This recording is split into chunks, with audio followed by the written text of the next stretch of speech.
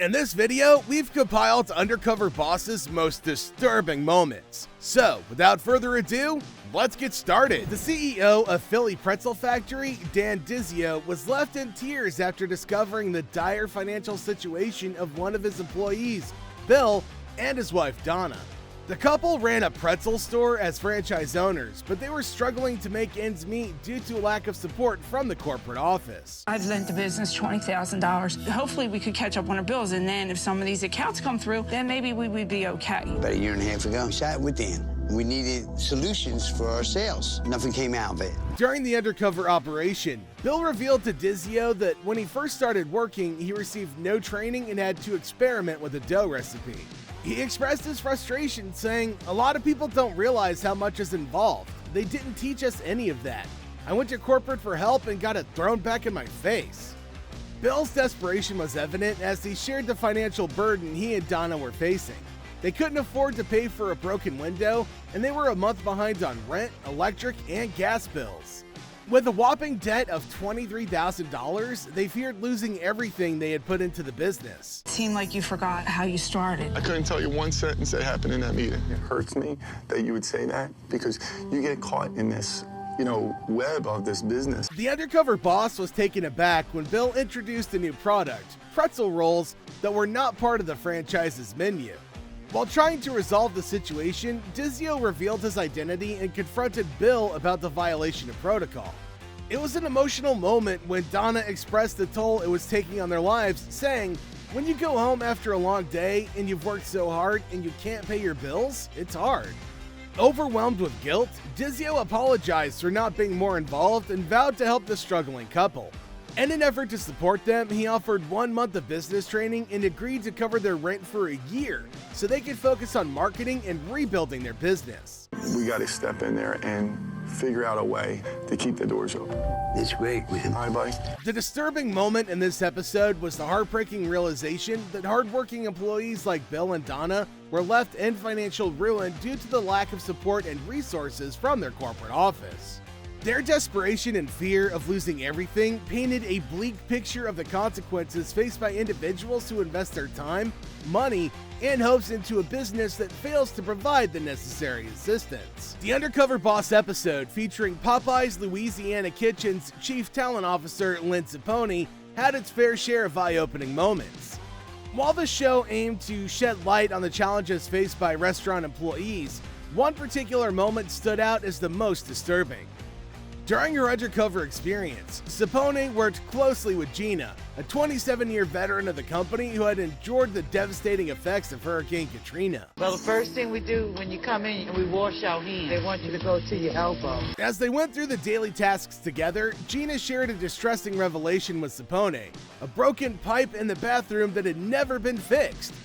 This maintenance issue led to customer complaints and compromised the overall cleanliness of the restaurant. What made this moment particularly disturbing was the fact that Popeyes, a well-established fast food chain, had failed to address such a basic infrastructure problem. The employees did not have the necessary tools and supplies to maintain cleanliness according to the company standards.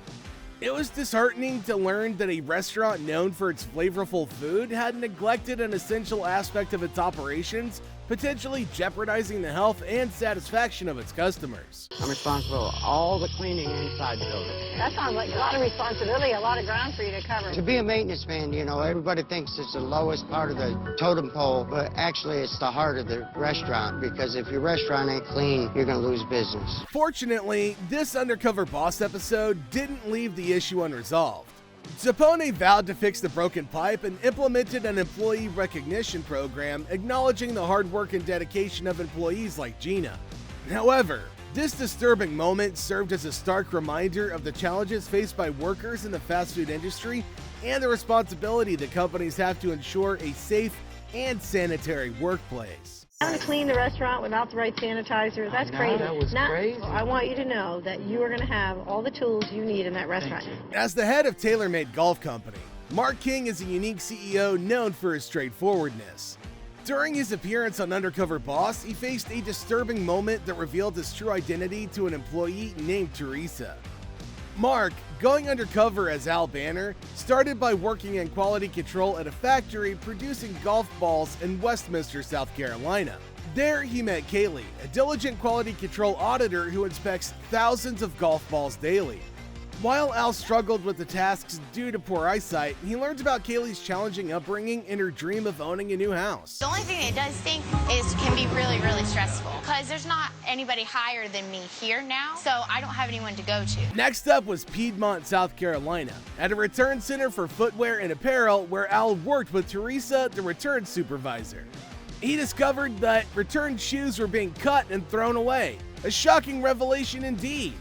During their break time chat, Teresa flirted with Al and shared personal details about her life plans while unaware of his real identity. They're still usable. I feel horrible about how wasteful it is. Sometimes I suggest, hey, I know this children's home. I know this women's shelter. I don't want to just throw away these shoes. I don't want to just throw away these clothes. Somebody needs them. It was during this intimate conversation that Al decided to break cover and reveal himself as Mark King, the CEO she's been interacting with unknowingly.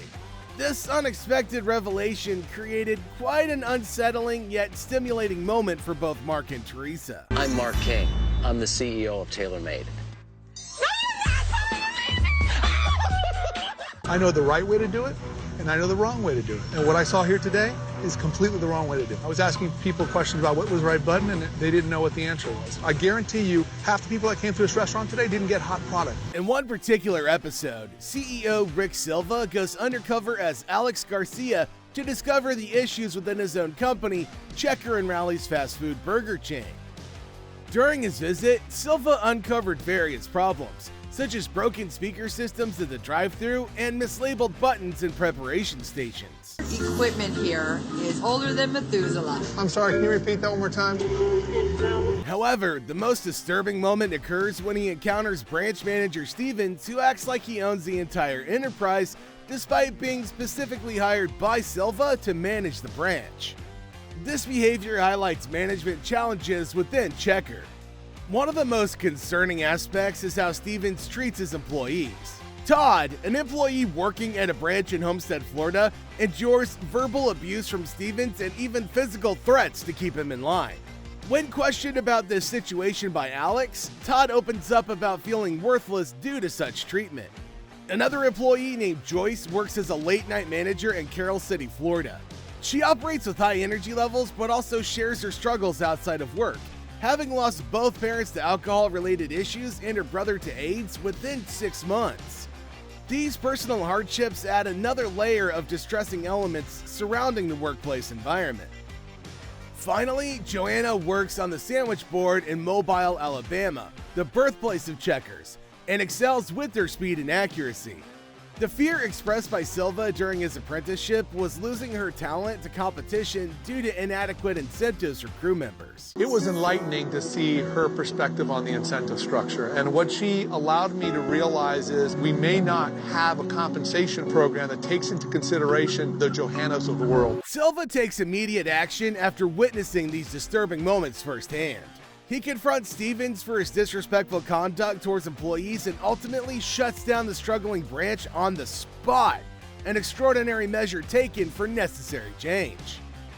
While it's commendable that Silva takes steps to rectify the issues exposed during his undercover experience, it's concerning that such problems existed in the first place.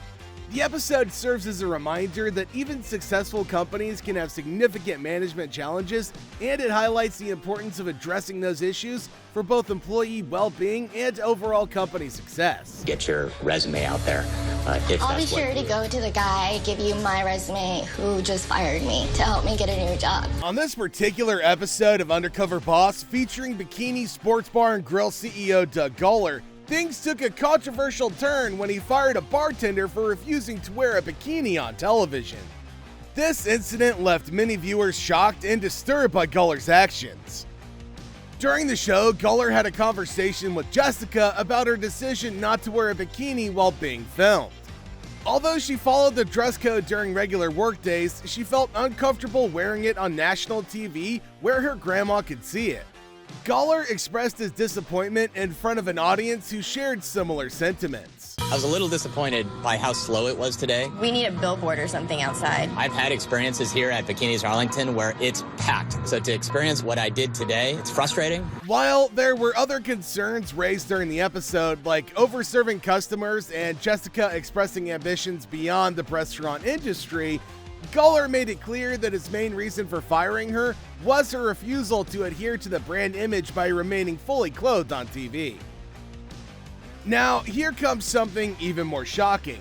As if firing someone wasn't enough drama for one day, Guller decided to incentivize another waitress named Grace by offering her free breast augmentation if she proved herself as a rock star employee over the next 6 months.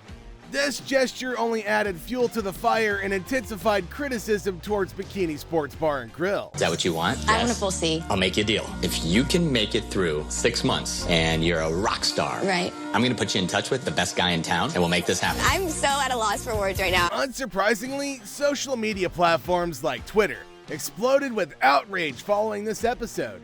People voiced their disapproval of both Guller's decisions and Bikini's treatments of its employees. Even Yelp reviews showed discontentment from customers who questioned why they should support such establishments lacking respect for women. Despite the backlash, Guller appeared unfazed and unapologetic for his actions. This incident stirred controversy and raised concerns about workplace ethics and objectification. On Undercover Boss, there have always been employees who won the hearts of their bosses, while others have been considered the worst employees. You won't want to miss out on our other video, Undercover Boss Employees Who Got Fired. Click here to watch.